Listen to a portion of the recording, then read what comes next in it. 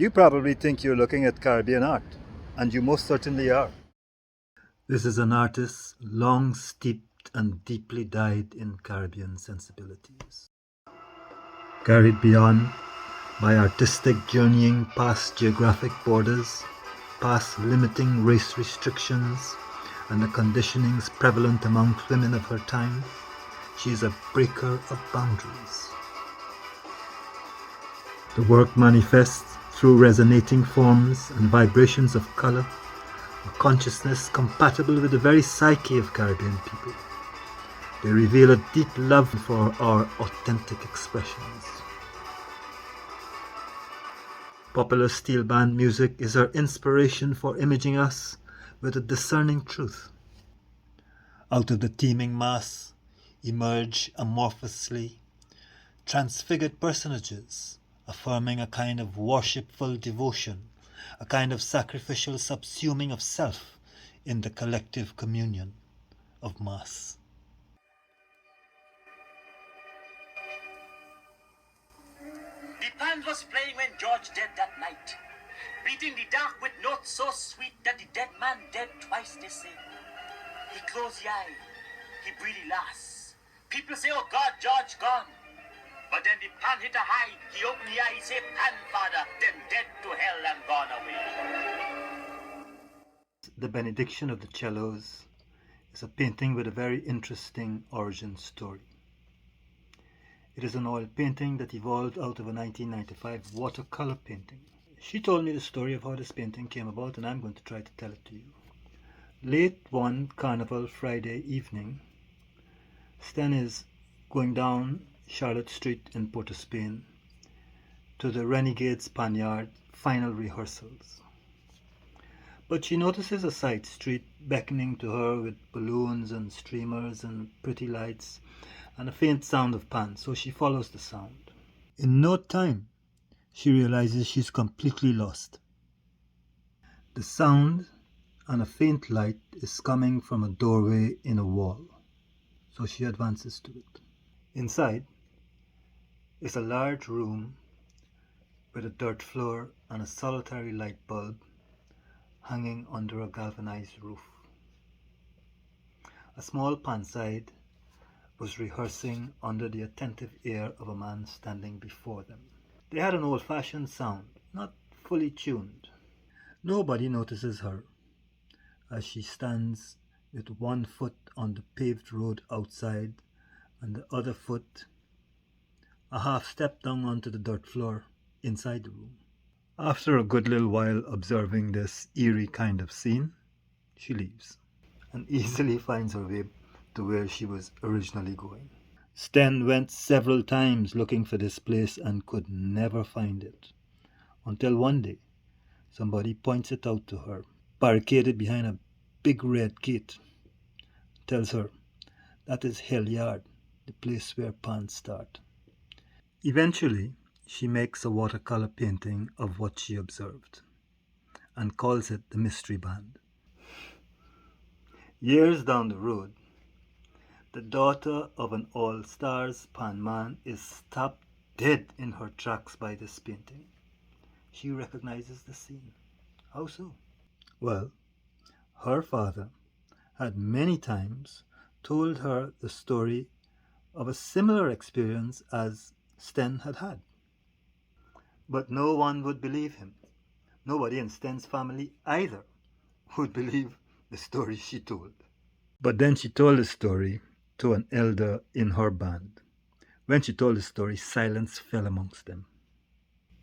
As it turns out, it is an open secret that a ghost band plays every Carnival Friday in Port of Spain. So Sten feels especially good now to know that she has been invited into one of the mysteries of Pan. But the story ain't done yet.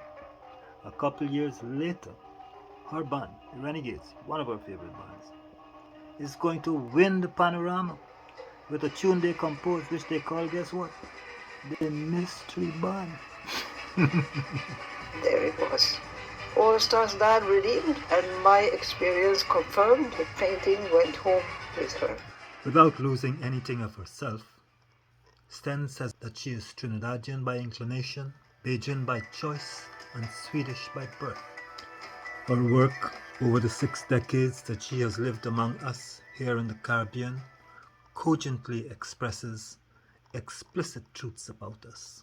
What that means is that she is bringing her extensive knowledge, vast experience, and the intuition which that affords to channeling deep realizations of Caribbean life. From the sacred to the profane. Truth is the only way by which channeling happens. In this way, she is able to give visualization to what we feel and know is there, but don't readily see. Channeling anything demands the highest integrity. And, as it turns out, integrity is a hallmark of the Swedish psyche. Adisa Andwele, a Barbadian writer and performance poet, saw this in Sten and expressed it with these words published in his review in Caribbean Week. He said, "They trigger a spiritual response from the viewer, gives one a feeling of a greater purpose, which links you with the world, places you at the center of life and encourages one to make their inner journey into self." Andwele sees the work as elevating Caribbean life to another dimension, as giving simple things we do a sense of the profound. He sees the work as pointing to an experience with Caribbean life that has emerged out of a world of conflict and cultural suppression. These last 7 minutes we've spent in critical appreciation of Sten's works only scratch the surface of her voluminous oeuvre.